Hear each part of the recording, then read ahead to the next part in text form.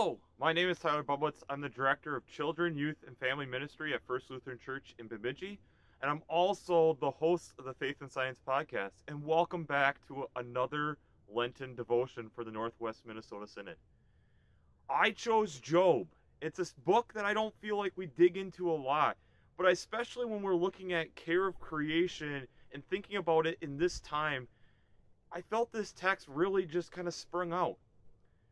When you're looking at this text, it's kind of hard to imagine being still in Lent and it's cold as we're approaching spring, which we all know spring in Minnesota really doesn't happen till late April and the beginning of May. But yet here we are, the first day of spring happens the 20th of March every single year, as we might still have 1.5 feet of snow outside.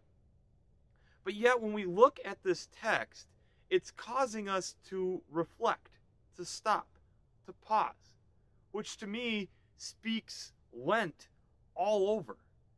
And it's causing us to stop and pause and look and listen to the animals, to the birds, to the fish, to the plants. And so when was the last time that you really paused to look and to think about these things?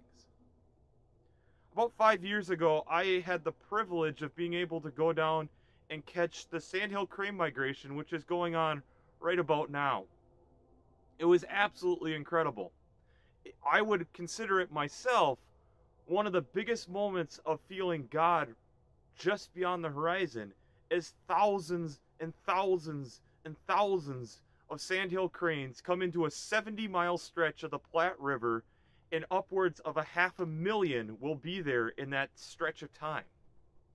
As you're feeling this awe and wonder of everything that's going on, it's very easy to miss what is actually going on.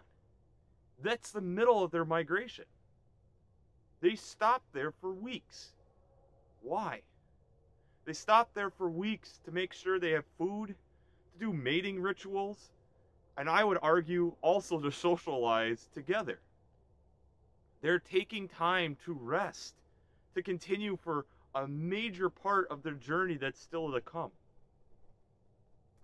When we look at trees and plants, as we've dug into looking at how their root systems come together, we're realizing more and more that they're more and more connected, having their version of the internet underneath our feet. That they're able to communicate with fungus, but to connect trees together so that they are able to talk and figure out what the needs are of different tree individuals. If you talk to any hunter who's gone out and is hiking the backwoods, they'll tell you the easiest path is a deer path. Not because deer paths make it easier. Deer are lazy.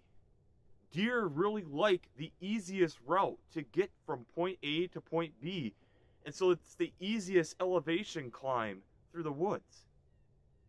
As we've gone through a lot of different changes within our globe, within our world, we're recognizing that our waterways are being affected. What better way than to look at fish? Seeing fish that aren't native to areas suddenly cropping up in new areas. Finding how that's threatening local fish, but also even looking at different salmon species and things of that nature that are being affected by simple things like tire debris, the little microplastics that we're putting into the waterways. Are we taking the time to notice these? The back half of this text talks about the wisdom that can come from these. But the kicker to me is when I'm reflecting and thinking about these, is you have to pause. You have to look. You have to be observant enough to actually notice these things. It's not blatantly in front of us. To me, that is so much the character of God. God always is surprising us when we look. God is always looking for ways to connect with us if we look.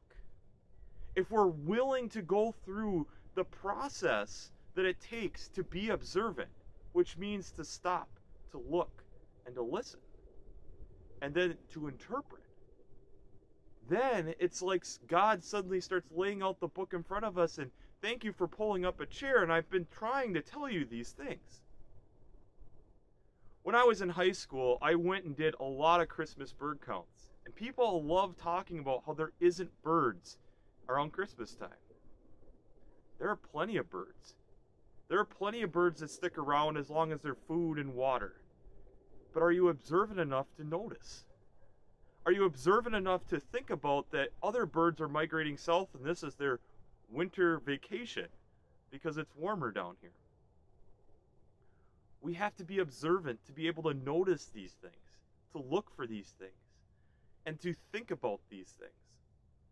So as we're in this Lenten season, I challenge you to sit and reflect and to think about, when have you stopped and looked and listened for God out here? Because the more we do that, I would argue, the more we get to actually see the creative God that we have.